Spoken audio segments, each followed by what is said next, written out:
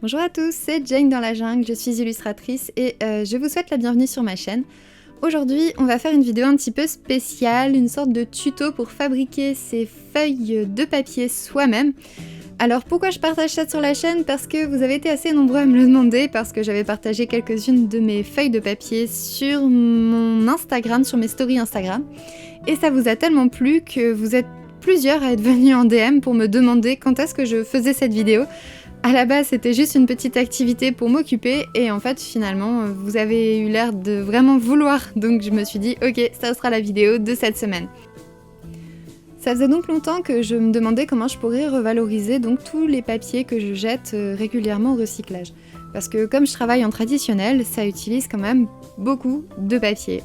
Entre les croquis, les tests, les morceaux de papier que je vais utiliser par exemple pour tester mes pinceaux, ça fait quand même beaucoup de papier à la fin d'un gros projet comme Vamping par exemple.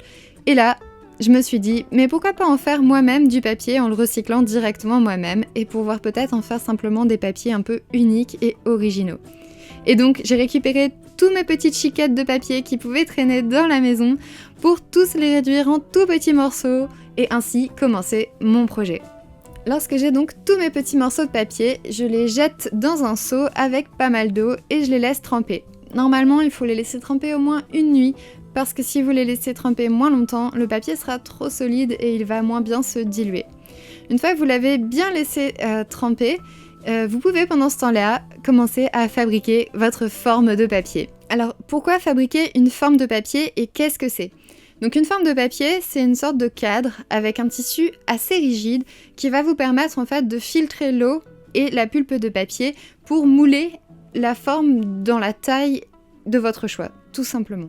Donc c'est pas hyper compliqué à bricoler soi-même, mais il faut savoir que les vraies formes de papier, c'est vraiment un artisanat à part et c'est vraiment une technique très compliquée.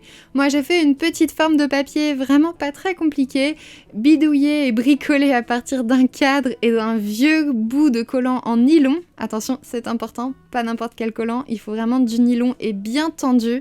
Il faut vraiment avoir un tissu rigide pour être sûr de pouvoir mouler votre feuille.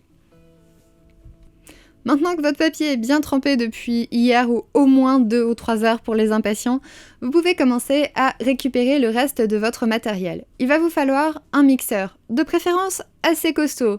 J'utilise un mixeur à tête girafe, mais rien ne vous empêche d'utiliser par exemple un blender. Une fois que vous avez votre mixeur, vous pouvez prendre également un rouleau à pâtisserie, ainsi que des serviettes éponges et quelques tissus avec différentes finitions. Par exemple, vous pouvez prendre des torchons, vous pouvez également prendre du tissu assez fin de type coton.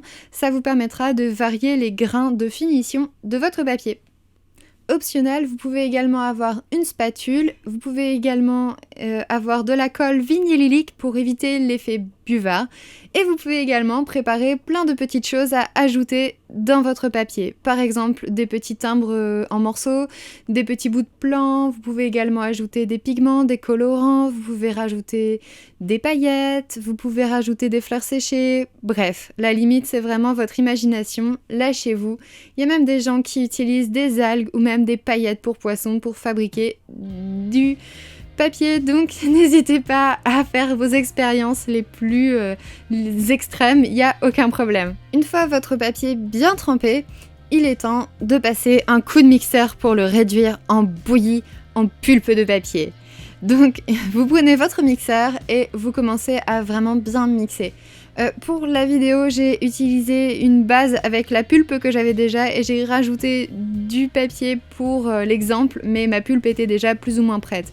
Donc quand vous commencez avec du papier neuf, n'hésitez pas à mixer un bon moment, par exemple à peu près une dizaine de minutes, pour être sûr d'avoir vraiment votre papier en minuscules bouts. Plus vous mixez, plus votre papier sera fin, moins vous mixez et plus vous allez avoir des morceaux de papier plus ou moins larges. Ce qui n'est pas forcément un problème, mais ce qui peut même être sympa. Moi, c'est quelque chose que j'ai fait volontairement pour avoir vraiment des papiers qui sont irréguliers et qui font très artisanaux et très bruts. Voilà, tout simplement. Une fois que vous avez donc votre pulpe de papier en tout petits morceaux, vous pouvez vous saisir de votre forme à papier, la plonger dans l'eau et essayer de récupérer donc votre papier. Voilà, vous avez votre première feuille. Non, je plaisante.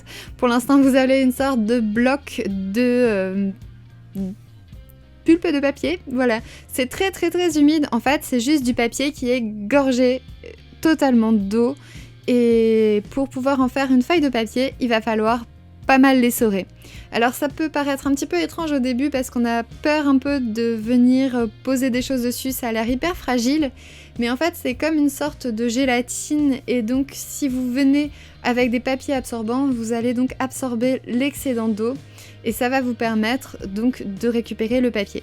Donc quand vous avez votre forme, vous la retournez sur votre surface en plastique et lorsque vous retirez délicatement la forme, vous allez avoir donc votre bloc. Ça a l'air très simple comme ça, mais au début c'est un petit peu compliqué, donc vous allez en rater quelques-uns normalement au début, ou alors vous êtes très très fort.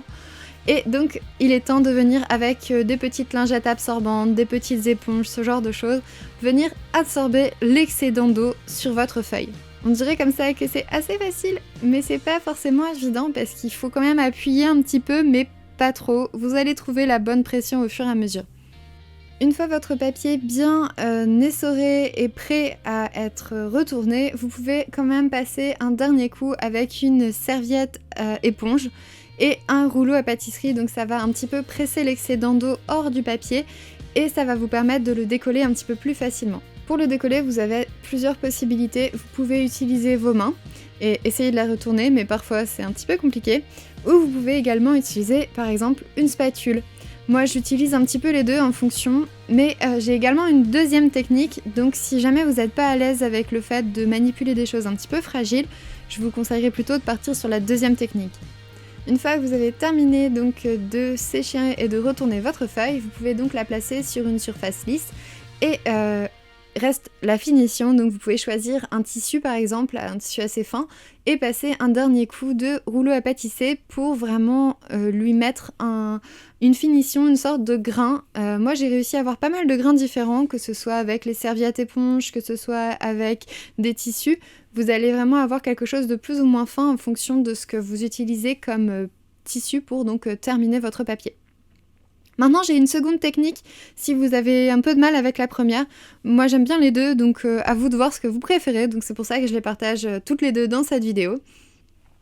Donc on commence un peu avec la même technique. Là, cette fois-ci, j'ai rajouté des petits morceaux de plan et des petits morceaux de timbre, mais sinon c'est à peu près la même chose. Donc vous prenez votre forme à papier, vous sortez donc votre feuille de l'eau. Donc une fois que vous l'avez un petit peu essorée sur la forme, vous pouvez la retourner donc sur votre livre, sur votre surface un petit peu plastifiée. Et là, moi, je viens quand même avec du papier absorbant et à l'intérieur de la forme, je viens absorber un petit peu l'excédent d'eau.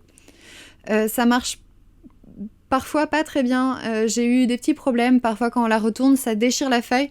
Donc à voir ce que vous préférez comme technique, les deux ont des qualités et des défauts, et puis parfois on rate juste des feuilles. Je pense juste que ça doit être ma technique qui est peut-être pas forcément l'idéal, ou tout simplement peut-être l'habitude qui est pas du tout prise. Donc une fois que vous avez retiré l'excédent d'eau, vous pouvez retirer votre forme et doucement essayer de laisser votre feuille en entier, et ça c'est franchement pas évident. Mais une fois que vous avez réussi à faire ça, c'est vraiment intéressant parce que vous avez moins de manipulation à faire pour vos feuilles et donc vous avez moins de problèmes de texture sur l'envers. Pour moi, c'est les feuilles les plus lisses que j'ai réussi à obtenir, donc je pense que c'est cette technique que je vais continuer à faire. Lorsque votre feuille est à nouveau sur sa petite surface plastifiée protectrice, vous pouvez donc reprendre une serviette éponge ou un tissu et venir absorber l'excédent d'eau. Normalement, vous allez devoir le faire un petit peu plus à ce moment-là que sur la précédente technique, mais vous inquiétez pas, ça va vous permettre d'avoir une feuille. Voilà, maintenant vient le moment du séchage et c'est le moment le plus difficile pour les personnes impatientes comme moi. Donc là, le mieux c'est de l'oublier complètement pendant 1 jour ou 2 jours à peu près et de revenir en fait, et vous allez voir, ça aura séché normalement. Donc des fois c'est pas complètement sec à cœur et donc c'est pas mal de le mettre entre des gros livres ou entre des plaques de bois pour les laisser vraiment sécher. Au fur et à mesure vous allez avoir des feuilles de plus en plus fines et plates et normalement elles seront bien sèches à cœur. J'ai fait pas mal d'expérimentations avec cette petite technique. J'ai utilisé des pigments, des feuilles d'oxalis séchées, des morceaux plus ou moins réguliers dans les papiers. J'ai aussi utilisé du thé, du café, des timbres, des plans, enfin bref, plein de choses différentes et ça a vraiment été une expérimentation très très sympa de faire ces petits tests avec le papier. Ça m'a permis de penser un petit peu à autre chose pendant Vamping et de tester des choses nouvelles. En tout cas, j'ai hâte de peindre et de dessiner sur chacune d'entre elles. J'ai fait une petite expérimentation avec un dessin au crayon, donc celui-ci, et également un dessin à l'encre et à l'aquarelle. Et je trouve que le résultat est plutôt sympa. Dans l'utilisation, c'était pas trop compliqué. À ce moment-là, j'avais pas mis de colle vinylique à l'intérieur de ma pulpe de papier. Et effectivement, j'avais eu un effet un petit peu buvard. Donc là, j'ai réessayé avec de la colle vinylique et je verrai si ça fait une différence. Pour les différentes textures que vous pouvez obtenir, ça peut vraiment être intéressant d'expérimenter. En tout cas, je trouve que c'est vraiment un exercice intéressant et fascinant pour augmenter ses possibilités créatives et puis surtout éviter de jeter toutes ces chutes de papier. En tout cas, j'ai hâte de peindre dessus et je pense que vous retrouverez à mon avis quelques originaux réalisés dessus sur la boutique. J'ai également utilisé des encres pour les colorer après les avoir fait sécher et ça marche aussi plutôt pas mal. En tout cas, si la vidéo vous a plu, n'hésitez pas à vous abonner, à laisser un commentaire ou à mettre un petit pouce vers le haut. J'espère que ça vous aura plu, que vous aurez appris pas mal de choses et je vous souhaite une bonne soirée, une bonne journée et à bientôt dans une nouvelle vidéo. Salut!